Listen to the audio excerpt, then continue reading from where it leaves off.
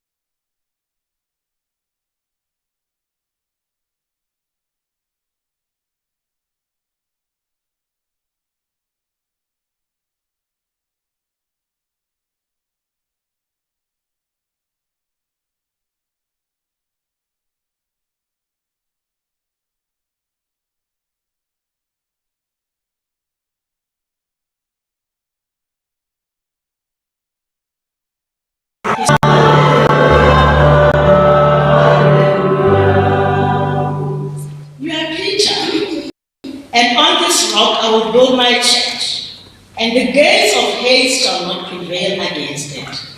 Hallelujah.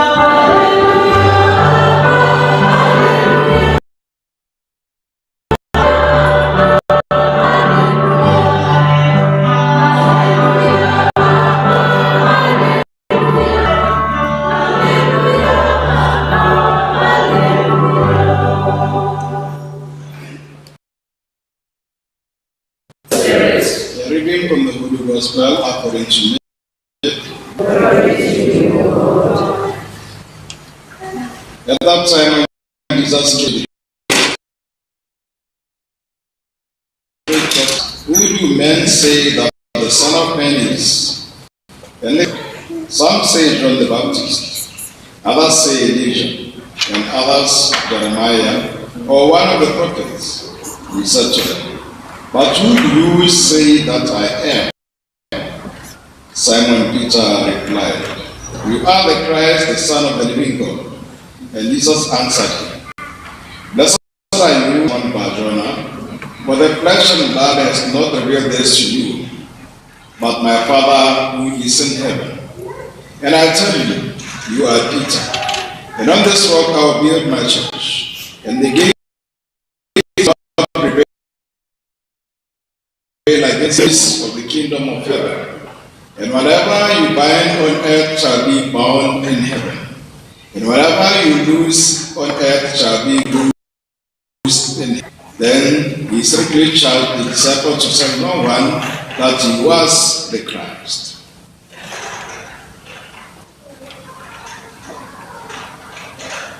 The Gospel of the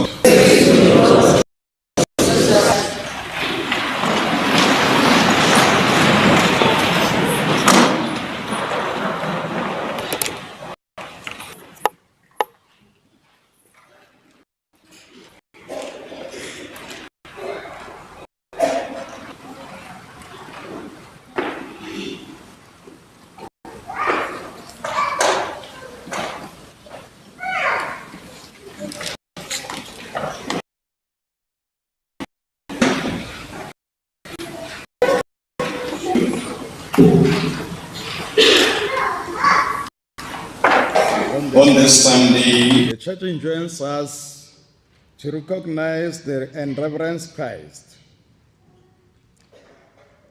And it is only when we recognize who Christ is, as Peter did, that we can appreciate his greatness.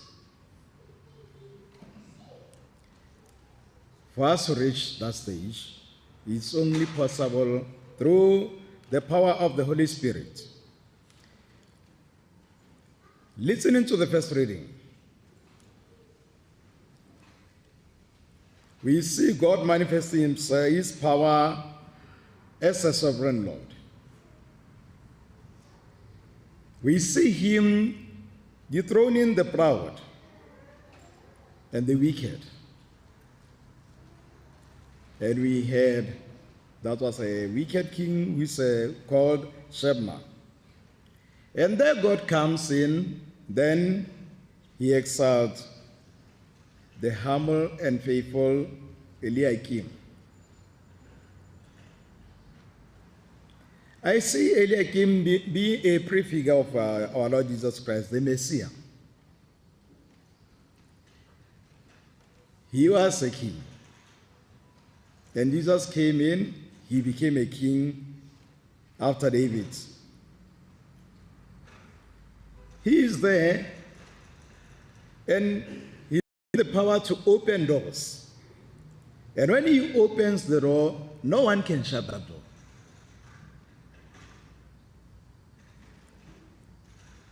And when he shuts the door, no one can open that door.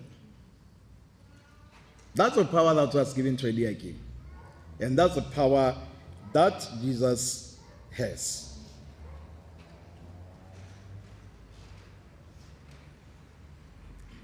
See, this man Eliakim got to his humility. And after seeing his humility, God gave him the power. He gave him the authority. And there in the fullness of time, come Jesus, a man like us, though he is God. And he is given the authority was Eliakim. He has power both in heaven and in earth. We see Jesus doesn't keep the power to himself. He also delegates his power to Peter. He gave the power to Peter, and Peter became the leader of his church on the earth. And that succession is still, up to now, the same way. It's given to the popes. It's given to the bishops. I enjoy that power. But when we see them, do you recognize the power that they have? But most of us, it's a bishop rank, so it's okay. In the second reading, we hear Paul exalting the greatness of God. He is there contemplating. He recognizes how rich the depth of God is. And he's saying, declaring, the way God is impossible for us to penetrate his motive or understand his methods. And he's asking himself a question. Who can penetrate the mind of God? Surely you and I, as simple human beings as we are, we cannot fathom the wisdom and greatness of God. But God comes to us. He reveals himself to us. And I believe he comes and reveals himself to those who love him.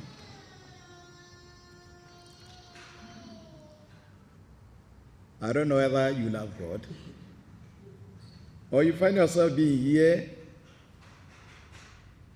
and you are just there. Or you are there pretending to love God, but you know that you don't love God.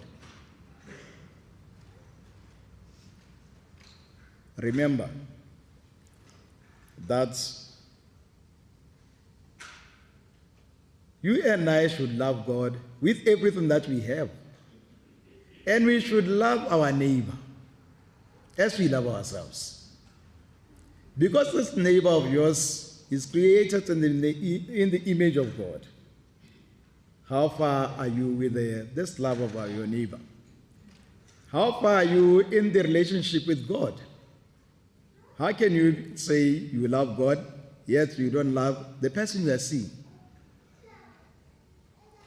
It's funny how life is. Because some they went to an extent of even not loving their parents, or the parents not loving their children. and they come and be here and pretend that no, everything is fine.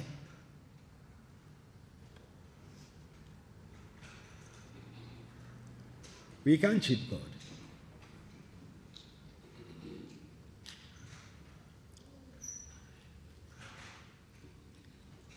God himself always, he reveals the depth of his mind to those who are willing to go an extra mile. Not going extra mile alone, but with him. He comes to those who are docile in the spirit.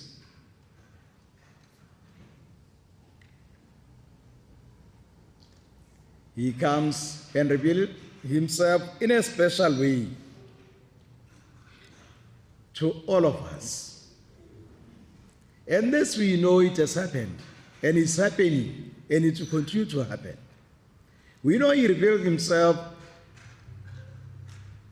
to his servants. Think of Mary. Think of Peter today. Think of the disciples. Think of the apostles. Think of the saints. And think of yourself. You have a special relationship with God. But are you able to recognize that God is with you?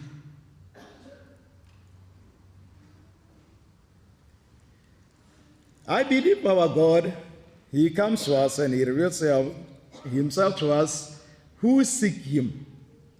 And we don't only seek him, but we have to seek him in truth and honesty. We have to seek him with clear conscience. He is here with us. Jesus is with us. Every Mass we are with him. And we consume him. We go with him. But are we able to recognize that his presence is with us? So you and I, we need to allow our eyes to be illuminated by the Holy Spirit. And then, if we are to lead us, then we can comprehend the motive of our. You agree with me that the gospel it begins with a kind of a drama. I see it as an interesting scene for myself. See, Jesus was aware that these guys are confused. And I believe we are too. Most of the time, we are confused about the personality of our Lord Jesus Christ. And we are not alone. He started with the disciples. They didn't know the personality of Jesus. They didn't know the mission. And he was there with them, preaching every day to them. But these guys, they were not seeing what Jesus wanted them to see. Then he comes to them. He wants to know what are they thinking about him. And he starts by saying, who do people say that I am? And every one of them were able to answer that question. And he said to them, who do you think I am? Who do you say I am? Then it became personal. And most of them were not able to say anything. I think they were so quiet that even the end that will be crawling there, they could hear that the end is passing. And I get to wonder about us Christians of today. What do you say Jesus is? Who is Jesus to you? Who is Jesus to me? And I'm looking at some people that are facing down. Because they don't know who Jesus is for them. I'm convinced that for us to respond to that question, we need the power of the Holy Spirit. For us to declare who Jesus is, we can't do it alone. We need the power of the Holy Spirit to guide us through. Like what happened, Peter came into the rescue of the other disciples, and he declared that we are the Christ, the Son of the living God. What comes to my mind is, how did Peter know? Because he has been with this man for so long time. The other brothers were there. They had been with him. But it's only him who comes out with a clear answer. How did he know? Jesus said, it is through the power of the Holy Spirit that Peter was able to declare that. So God revealed himself to Peter, and Jesus affirmed what Peter have seen. And I see that the response of Peter provoked a very important declaration from Christ. And I see that declaration, compare it to the first reading, that what was said in the first reading and what Jesus said in the gospel, they go together. And there Peter was given the keys to heaven. He is there as a sign. Peter is a sign of the authority over entire church. And this comes as a response that Peter gave, and then he was given this power. That means that whatever answer we give to God, whatever we say to God, if it is inspired, then we will have the fruits. But most of us, we talk to God or we give response to God not in an inspired way.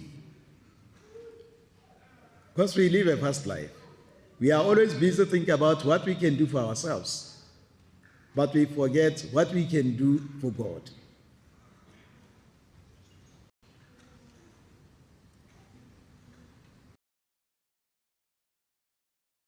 Christ can stand here and then ask again, who do you say I am? What will be your response? What will be my response?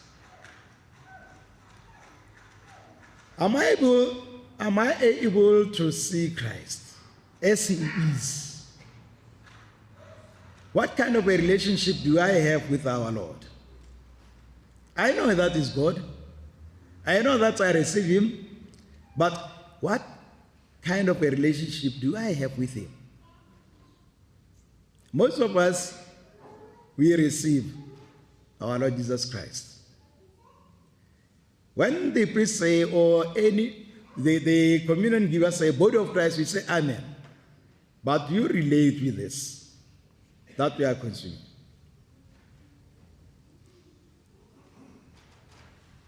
And I think most of us, we come and receive communion because it's what we are used to do. It's what we know that we should do. But do we find ourselves longing to receive God himself? And after communion, do we find ourselves relating with that what we have received? Or we are just there, you know that it was time to go and eat. We are fed, it's okay. So here now we are being challenged in this Sunday that we should look into ourselves and see how far are we relating to our God. What kind of a relationship do we have?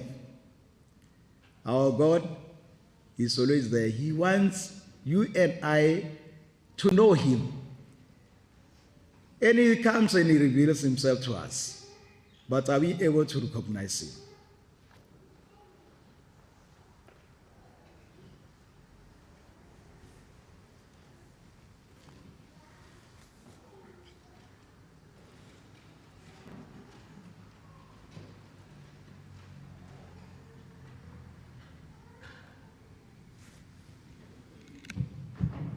Let's stand for the profession of faith. I believe in one God,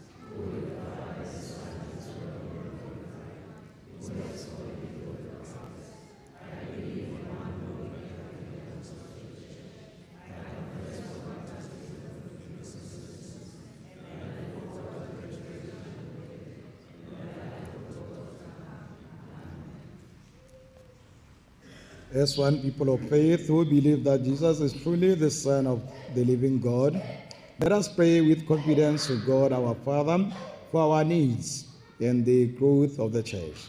Let us pray to the Lord.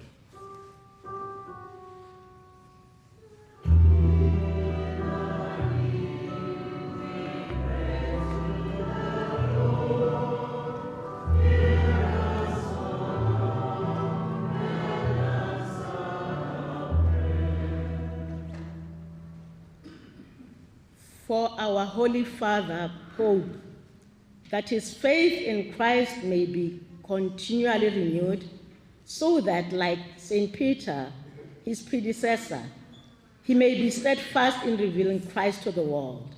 We pray, O Lord.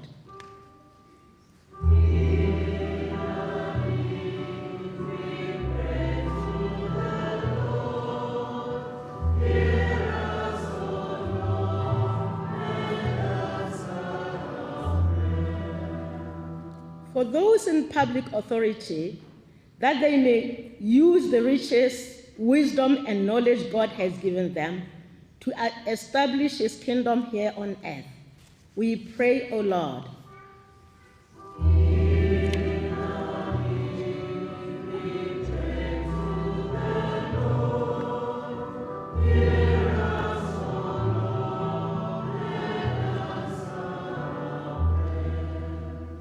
For Christian families, that they may live in love and happiness, and in their time of difficulties, look up to Christ, for whom nothing is impossible. We pray, O Lord.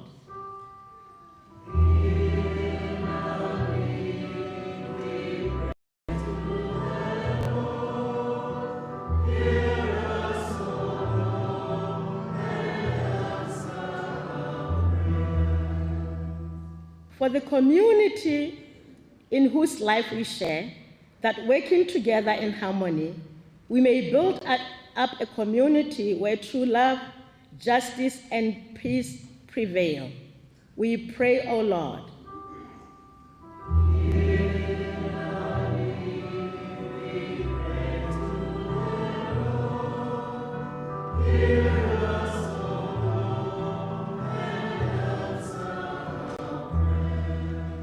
For other church projects and other activities, we pray, O Lord.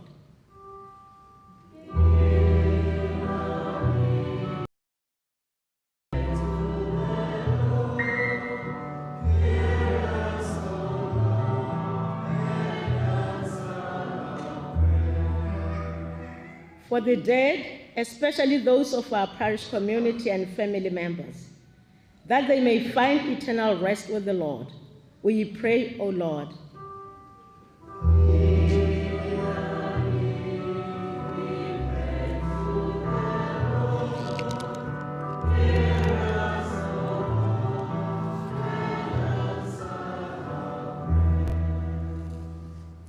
God our Father, you are merciful and faithful in all your ways.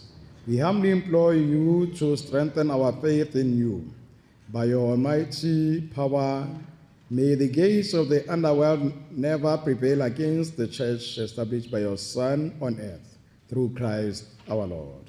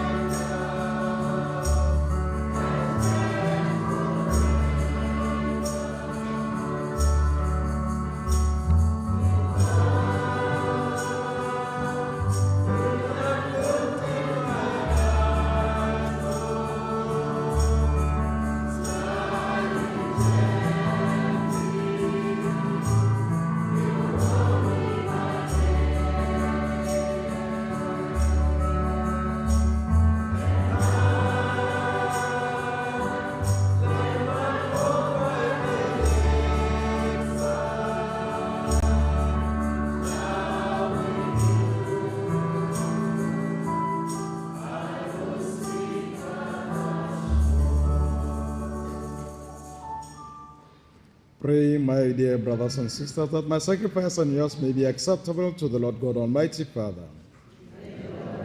Sacrifice for the praise and glory of His name. O Lord, who gained for yourself a people by adoption, through the one sacrifice offered once for all, bestow graciously on us, we pray, the gifts of unity and peace in your church, through Christ our Lord. The Lord be with you. Lift up your hearts. Let us give thanks to the Lord our God. It is truly right and just, our duty and our salvation, always and everywhere, to give you thanks, Lord, Holy Father, Almighty and eternal God. For we know it belongs to your boundless glory that you came to the aid of mortal beings with your divinity, and even fashioned for us a remedy of our mortality self, that the cause of our downfall might become the means of our salvation through Christ our Lord. Through him, the host of angels adores your majesty and rejoices in your presence forever. May our voices, we pray, join with theirs in one chorus of exultant praise as we acclaim.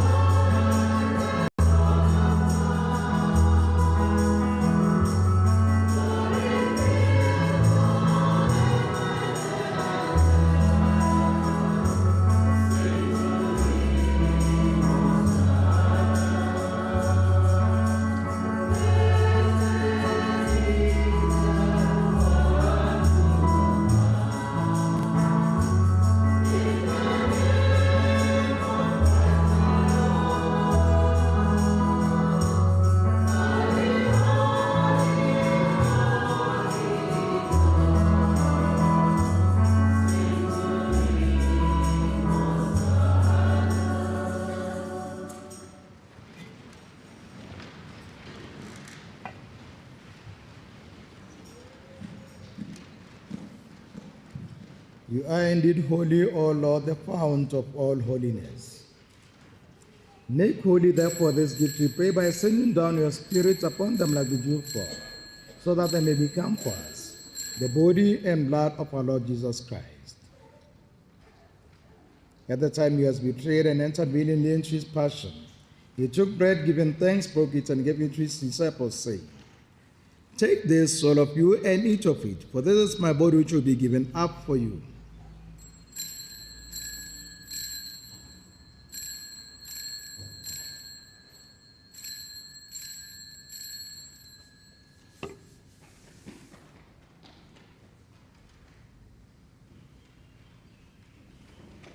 In a similar way, when supper was ended, he took the chalice, and once more giving thanks, he gave it to his disciples, saying, "Take this, all of you, and drink from it, for this is the chalice of my blood, the blood of the new and eternal covenant, which will be poured out for you and for many for the forgiveness of sins.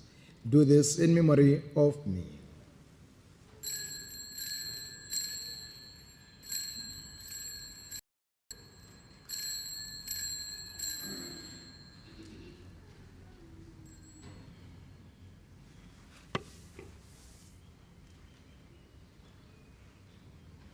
The mystery of faith.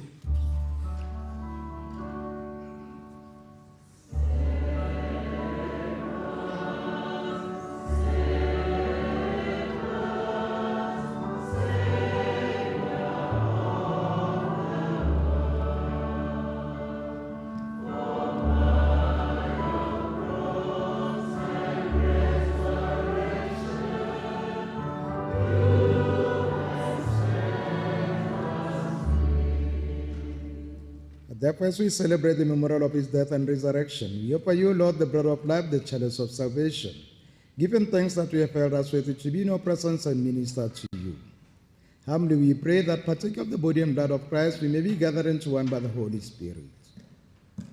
Remember, Lord, your church spread throughout the world, and bring her to the fullness of charity, together with Leo, our Pope, Frank, our Bishop, and all the clergy. Remember also our brothers and sisters who have fallen asleep in the hope of the resurrection, and all who have died in your mercy. Welcome them into the light of your face. Have mercy on us all, we pray, that with the Blessed Virgin Mary, Mother of God, with the blessed apostles and all the saints who have preached you throughout the ages, we may merit to be heirs to eternal life and may praise and glorify you through your Son, Jesus Christ.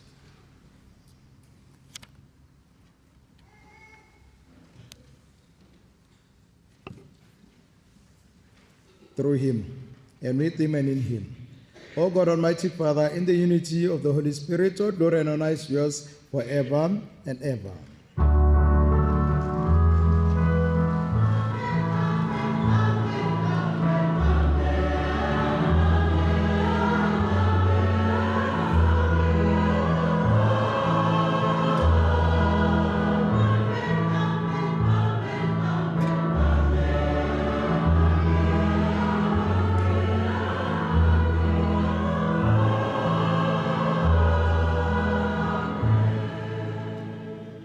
The Savior's command and from advantage we dare to say, Our Father, who art in heaven, hallowed be thy name, thy kingdom come, thy will be done on earth as it is in heaven. Give us this day our daily bread, and forgive us our trespasses, as we forgive those who trespass against us. And lead us not into temptation, but deliver us from evil. Deliver us, Lord, we pray, from every evil. Graciously grant peace in our days, that by the help of your mercy we may be always free from sin and safe from our distress, as we await the blessed hope and the coming of our Savior, Jesus Christ.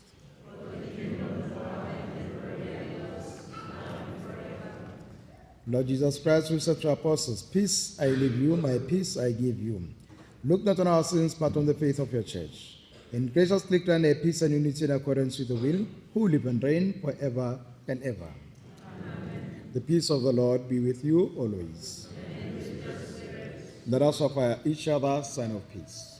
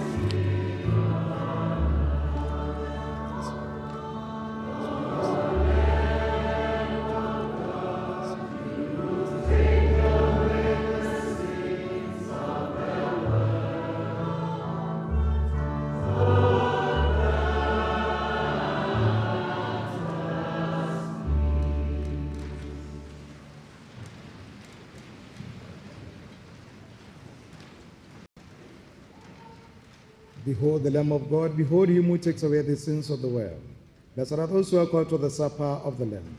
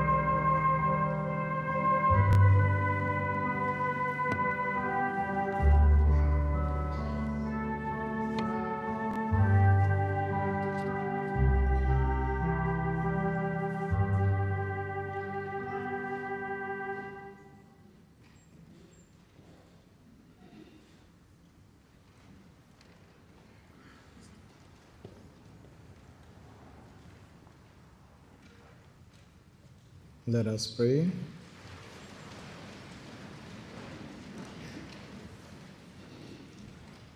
Complete within us, O Lord, we pray, the healing work of your mercy, and graciously perfect and sustain us, so that in all things we may please you, through Christ our Lord.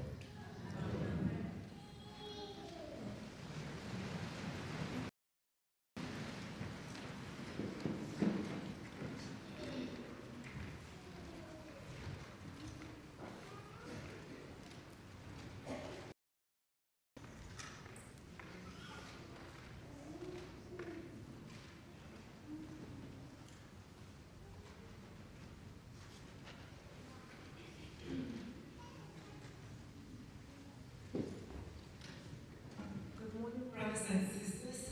Good morning, sister. Announcements for the 21st Sunday in ordinary time here as follows. There is a special collection which is for the education of the clergy. My kindly request that ushers assist with the collection. We are all requested to be generous in our donation, and every donation is truly appreciated. And we are furthermore encouraged to continue praying for our clergy. Thank you for the support.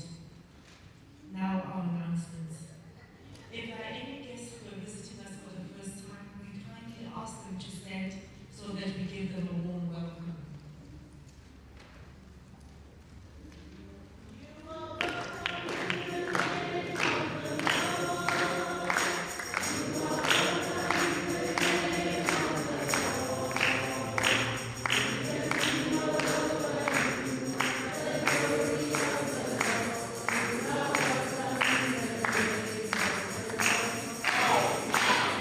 Thank you so much, brothers and sisters. You may be seated. If you'd like to know more about our parish life, there will be someone willing to assist you and take you through our parish life at the office behind church soon after Mass. Thank you.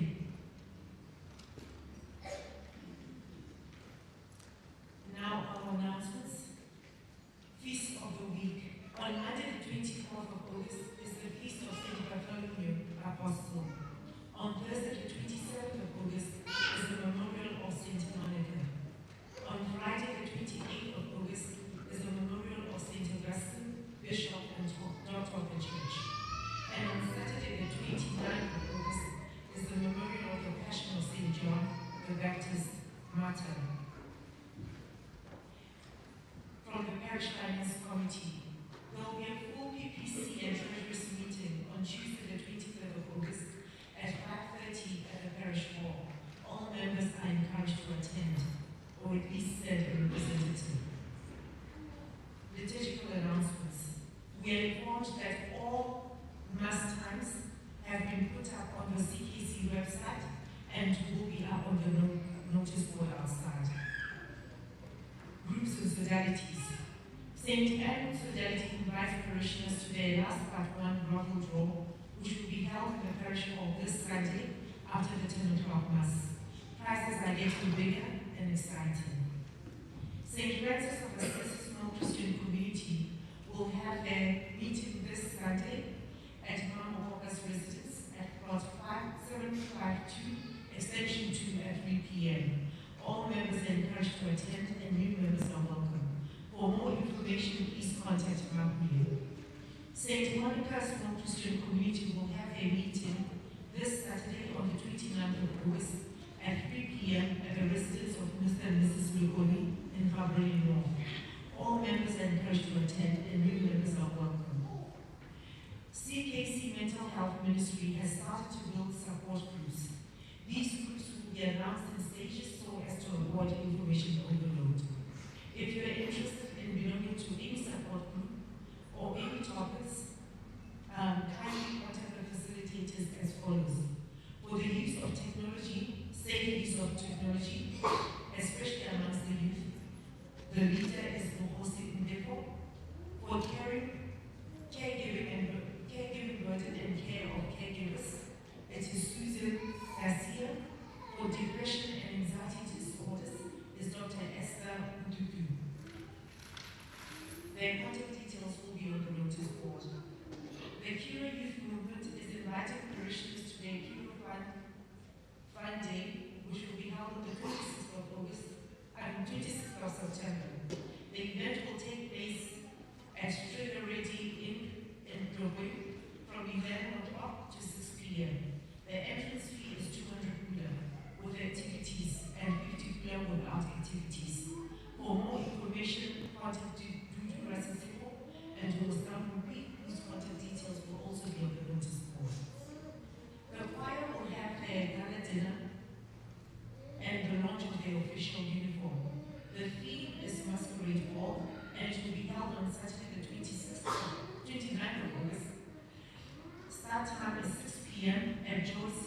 Park, which is Park 27 in Gaborone.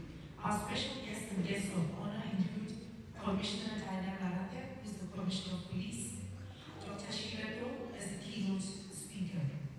Standard tickets are going for $250 per person, double ticket $430, and VIP is $500.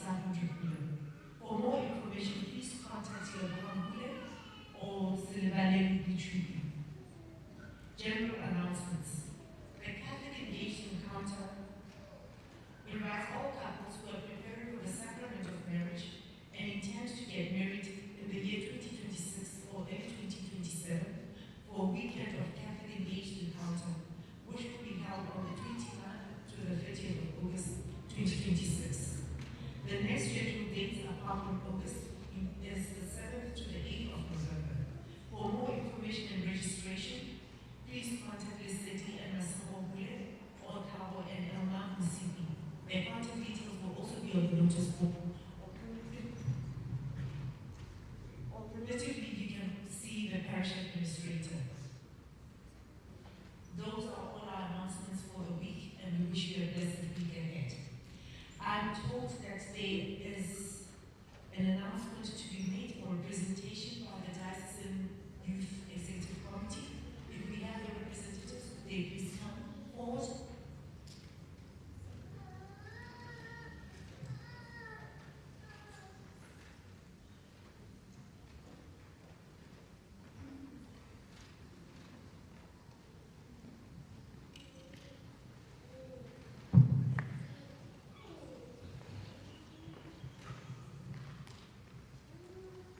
The Lord is good.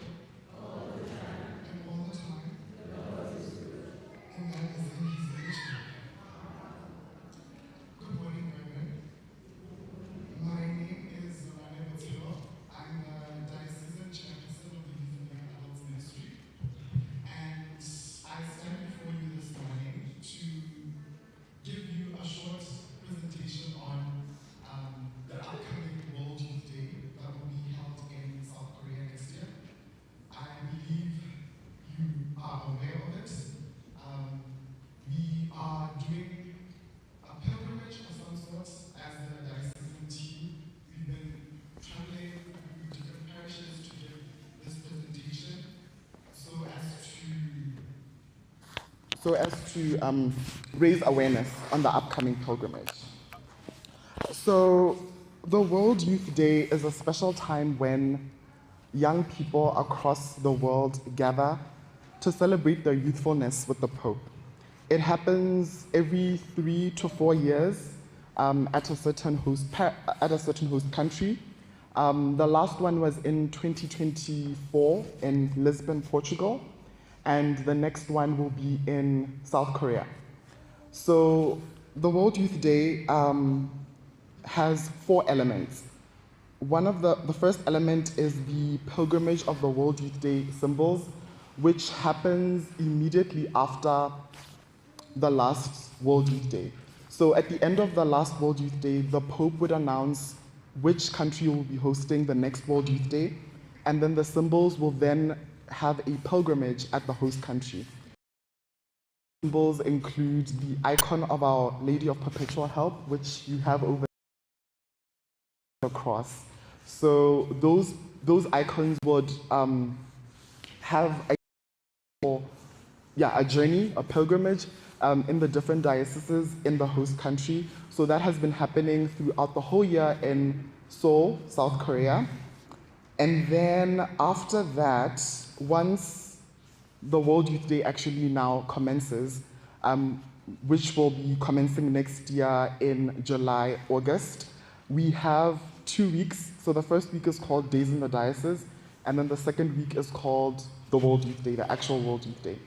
So the Days in the Diocese is a time when the young people will be living or hosted by local people. So your young people will be hosted by local Korean families. They'll be eating their food, immersing themselves in that culture, learning from them, their ways of life, and just the life of the parish as well. And also participating in social outreach projects and social justice projects. So that happens for a week, so that's the first week. And then the second week is the actual World Youth Day. So in the actual World Youth Day now, all the pilgrims across the whole country will now gather in one city, Seoul, for the World Youth Day.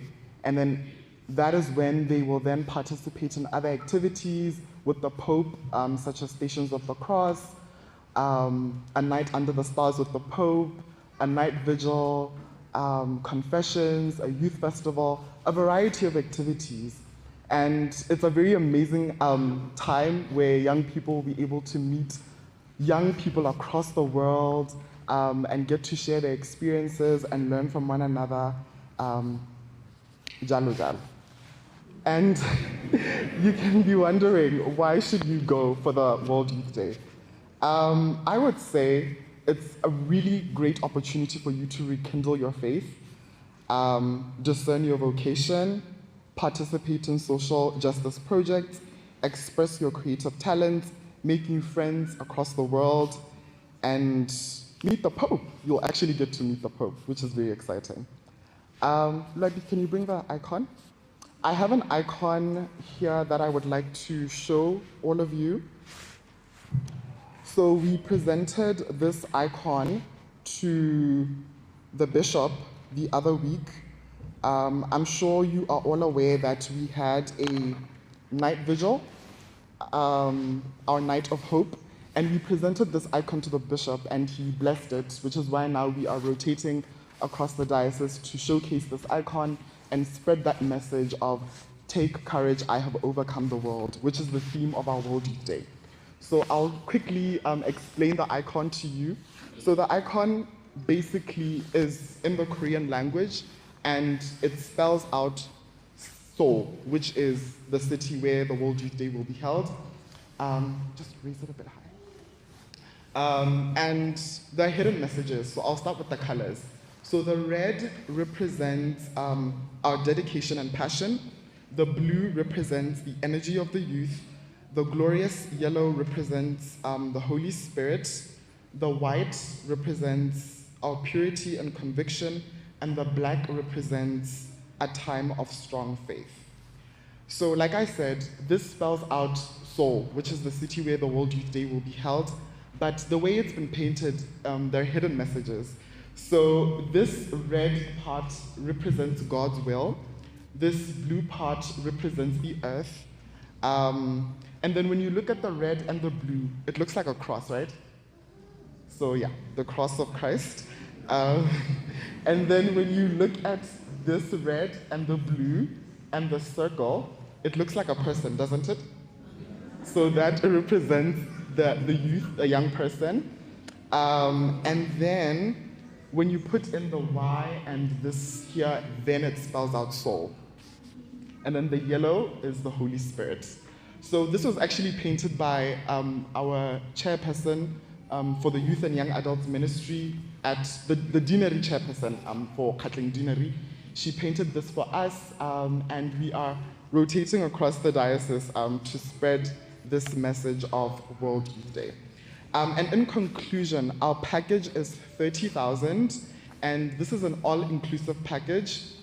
It includes accommodation, transport, food, merchandise. So your kids don't need to worry about anything. They can just bring pocket money, and we really encourage all of our young people to participate in this very important pilgrimage. And yeah, thank you very much.